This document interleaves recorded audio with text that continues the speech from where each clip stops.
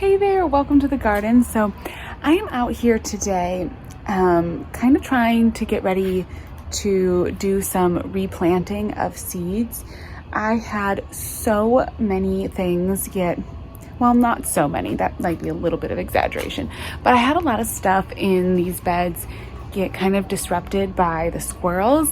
I've shown it in a few videos, and so I'm coming out here today to kind of assess and do some replanting of some of these beds and a couple of the grow bags, and just kind of checking out how things are going. Everything is growing pretty well, and I've got the squirrel issue handled, at least for these row covers are on here. I'm going to pull them back and take a look at what I need to replant underneath these. But then I also have a few containers. Excuse all the sounds of sirens. Let me give those a minute. All right, so the sirens have gone by. I just pulled the row covers off, and as you can see, they have protected the soil really well from any of the squirrels getting in the beds. And so now I'm just got to figure out where I'm going to replant. I think I'm going to replant some more radicchio in here and get a little bit more of the arugula going, but it's starting, now that it's been under those rose covers and it's been getting more sunlight because I took out the pepper plants, it's starting to really get large. I could even harvest some of those big leaves. The kale is looking great, and we've got the corn salad coming here along the side.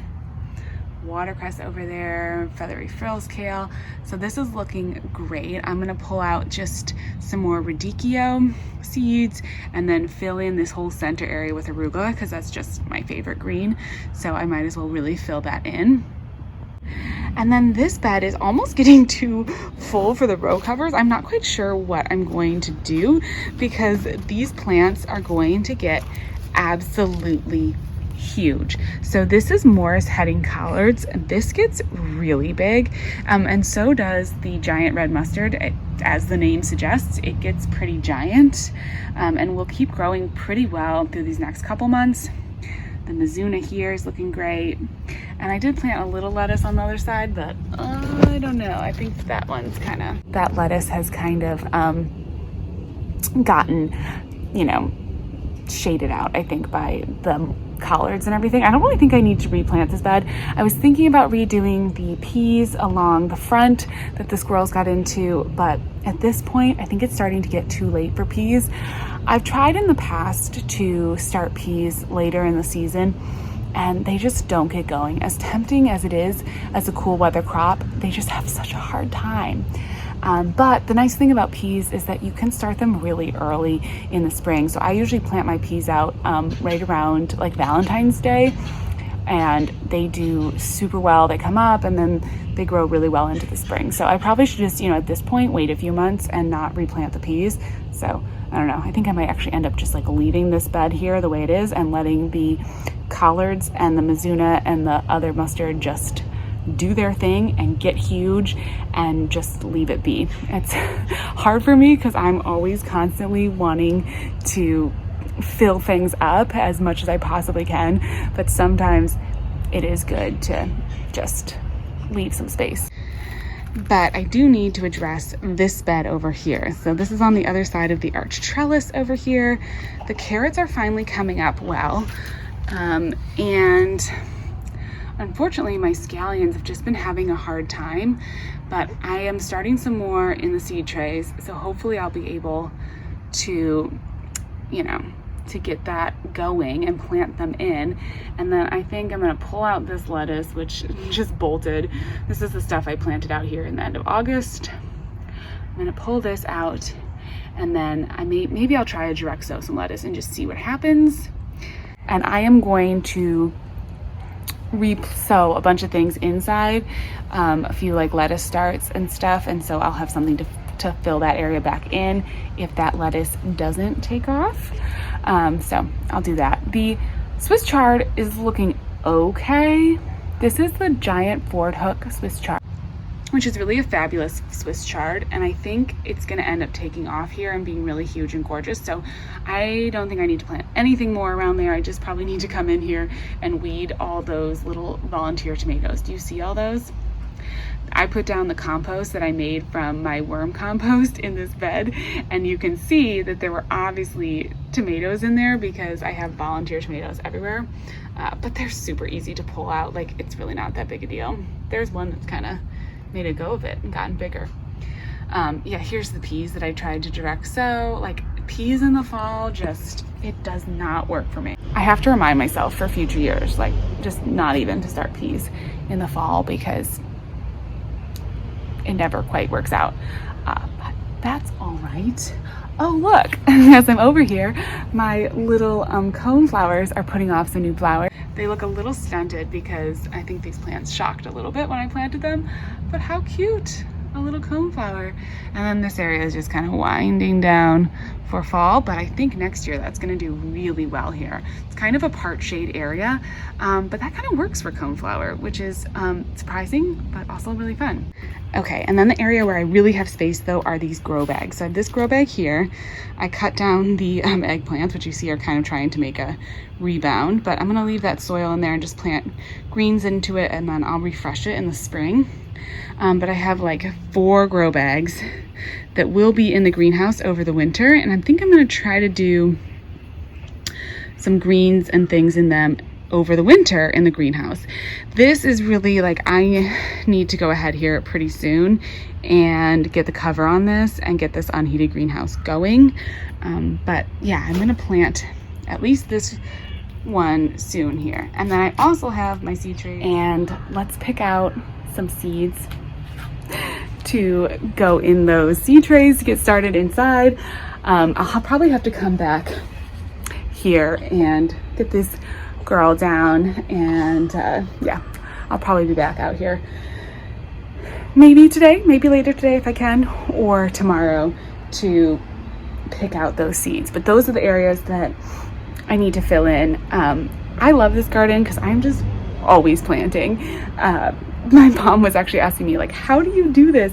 And I just love to fill things in and keep replanting. So yeah, I'm gonna put the covers back on so the squirrels stay out of the beds, and then I'll be back out a little later to start planting up some. Hey there, so it is the next day. I am back out in the garden, ready to plant up a few things. I don't think I have time to do all of the grow bags and the little cell trays, but I'm at least gonna get the beds replanted and plant a couple of the containers. And I wanted to show you the varieties that I'm going to be putting in, just the lettuces and things that I selected. The first one is this salad bowl blend. I think I'm gonna throw a little bit of this in one of the grow bags.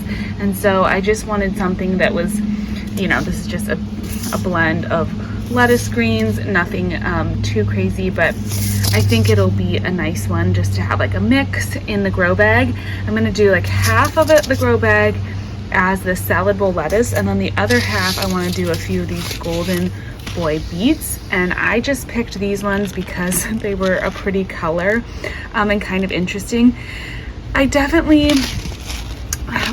struggle with beets, and I've had a hard time growing them in the past, so I thought I would just try this. It's supposed to be a mild beet, so I mean, for me that's perfect. I don't really love beets, I have to say, and they also don't have like that red staining quality, so I think that'll be really nice. And for a grow bag, I'll do sort of more heavily sown lettuce, and then the beets will be on one side, and I'll just try to make them a little sparser.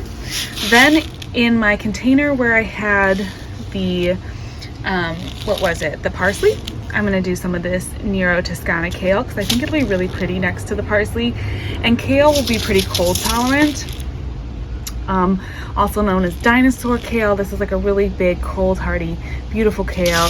It's kind of decorative in its look as well, so that'll be nice. It'll be really pretty. This is the radicchio that I have to fill in that one bed where my radicchio got destroyed.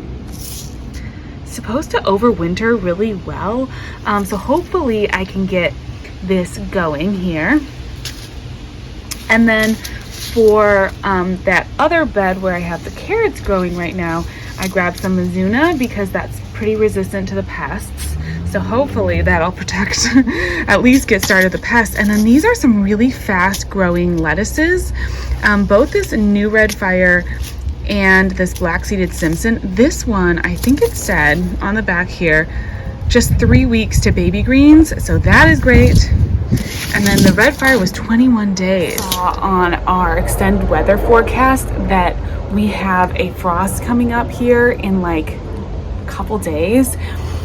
It's only supposed to get 232, so 20 Celsius, 232 Fahrenheit. It's supposed to just get right to freezing. So I don't know if that's gonna really take out any of the plants that, you know, like too much.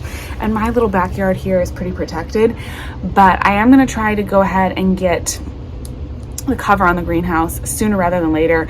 And I wanted to get those really quick growing lettuces going, because once things start to get into that freezing, it's hard to get plants germinated and it's hard to get them to really grow and take off.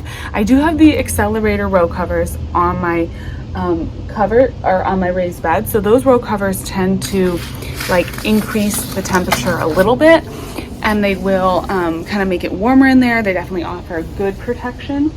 So I'm hoping that'll be enough to get these plants going, but at least they're quick growing varieties. So if nothing else, that'll hopefully give me a little bit of advantage where they're, I don't know, coming up faster and maybe growing a little bit faster and just get me closer to, you know, to having my salad greens. So I'm gonna go ahead and plant those really quickly, get them watered in, and then head back inside. It's a little bit tricky these days trying to run out and do things in between, you know, babies and everything, but I'm working on it. And yeah, I'm gonna go get this lettuce planted, get it all going. I did bring out my labels. I'm gonna try to label things in the fall garden this year and see if I can't really stay on top of labeling everything.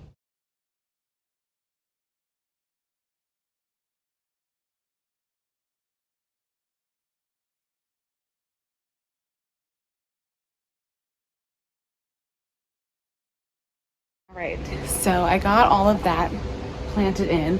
I did realize that I wanted to do more arugula in this bed, and I forgot to bring out the arugula seeds. So I'm gonna have to come back out with some arugula and get some more of that planted, but then that bed is done, and so is the bed over here once I get some more, hopefully, green onions going in that bed. If nothing else, I will do that for the spring. But as I said, I didn't do the other grow bags today, and I think I'm gonna wait until the greenhouse cover is on. I'm gonna try to seal that off from the squirrels and everything. Last year I had some chipmunks and squirrels even like run up into the unheated greenhouse, which was kind of surprising and frustrating. But hopefully once I get that buttoned up, then I can plant those grow bags. But for now, this is good. Feels good to have this kind of re-sown. I'm gonna put down a little bit of slug bait, but first I am going to water everything because I do still see some slug activity, even though hopefully now the temperatures are cooling down, that's kind of coming to an end. Should be anyways. I am going to go ahead and water this all in with the hose, and then I'll run the drip system a little bit too. But this way, we at least get the top really soaked in here where the seeds are. Well, that is the garden re-sown for fall. Hopefully not too many times, or really I don't have any more time to do that again. So hopefully it works this time. Thank you so much for hanging out in the garden, and I'll talk to you next one. Bye-bye.